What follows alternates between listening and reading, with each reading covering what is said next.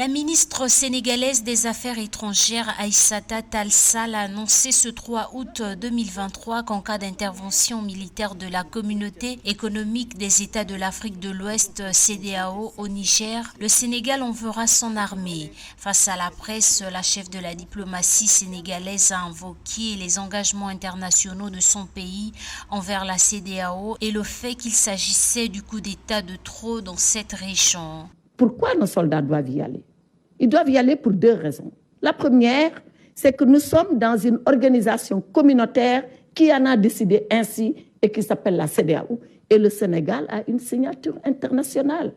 Il ne peut pas être membre de la CEDEAO et se soustraire aux décisions que la CEDEAO, au sommet des chefs d'État, prend. Et le Sénégal est un membre éminent de cette organisation communautaire. La deuxième, c'est que la conviction du Sénégal, c'est qu'il faut arrêter ces coups d'État. Voilà pourquoi on y va. Réunis 4 jours plus tôt à Abuja, la capitale nigériane, les chefs d'État et de gouvernement de la CEDEAO ont donné à la junte nigérienne jusqu'au dimanche 6 août pour établir dans ses fonctions le président renversé Mohamed Bazoum, sans quoi elle pourrait aller jusqu'au recours à la force. Les militaires nigériens ont annoncé le 3 août qu'ils riposteraient immédiatement en cas d'agression ou de tentative d'agression contre leur pays par la CEDEAO. Pourquoi on ne l'a pas fait pour Mali? Pourquoi on ne l'a pas fait pour Guinée? Pourquoi on ne l'a pas fait pour Burkina? Et pourquoi on le fait pour Niger? Si je donne une réponse simple, je dis parce que c'est le coup de trop. Mais si je donne la vraie réponse, c'est parce que la CEDEAO a voulu éprouver sa patience et son dispositif jusqu'au bout.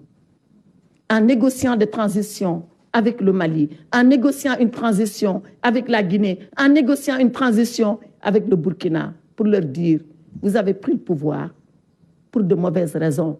Parce que rappelez-vous que nous disent ces jeunes pour prendre le pouvoir, nous voulons mettre fin à l'insécurité.